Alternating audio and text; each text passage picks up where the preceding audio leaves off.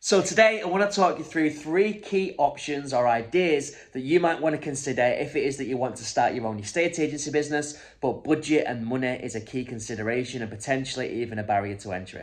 So the first thing that you can do is save. You can be patient. Now, salespeople inherently, myself included, aren't good at being patient. I don't know about you, but once I've got something in my mind, once I've got a passion, once there's something that I want to execute on, I need to do it as soon as possible. But sometimes rushing into something blindly isn't the smartest way to go about it. So although it's never really ideal, you want to make sure that you've got yourself in a solid financial position before you set up and launch your agency, in which case staying in your current role, earning more paychecks, banking some more commission might be the best way to go. So when you do launch your business, at least you've got some cash behind you to give yourself a fighting chance of making it a success. Now, typically speaking, I always advise that any agent coming into this framework should have at least 6 months of personal outgoings covered.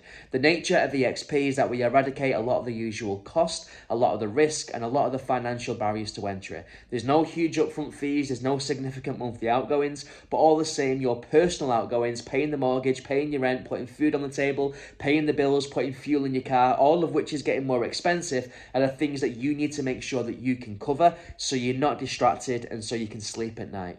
The second thing that you can do, if it is that you're not very good at being patient, is look at funding options. Now, there's always a bit of a stigma around taking out debt and taking out loans, which I never really understand.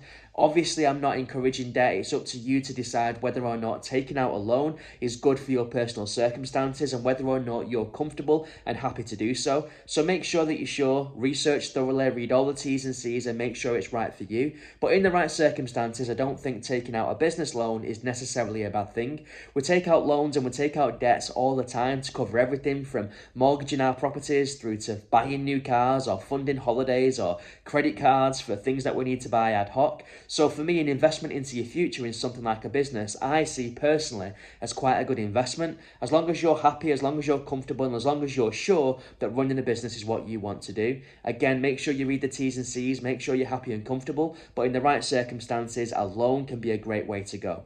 If it is that you're not interested in taking a loan or perhaps you're not eligible, it's always worth taking some time to research whether or not you can access a grant being a chunk of cash that you don't need to pay back. Now, depending on your circumstances, depending on your age, depending on your location, there's every chance that you might be eligible for a grant. So it's always worth doing some research, doing some Googling or speaking to people in the know to see if you've got access to funds that you currently don't know about.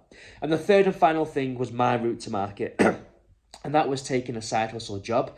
Now, I didn't personally have a lot of cash behind me. I came out of a minimum wage job with limited savings. I think I had about £2,500 altogether, which allowed me to get compliant and get myself out of the traps. But from that point, I needed to make sure that I had some cash coming in order to pay the bills. So for me, I was delivering takeaways. I was doing some consultancy work for an investment firm. And these things allowed me to sleep at night, safe in the knowledge of knowing that the house was being paid for. I spent every other waking minute prospecting, trying to do appointments, book viewings and get my business off the ground.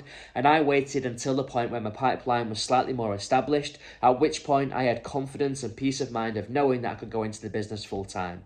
Now, was that ideal? Was that optimal? Was that what I wanted to do?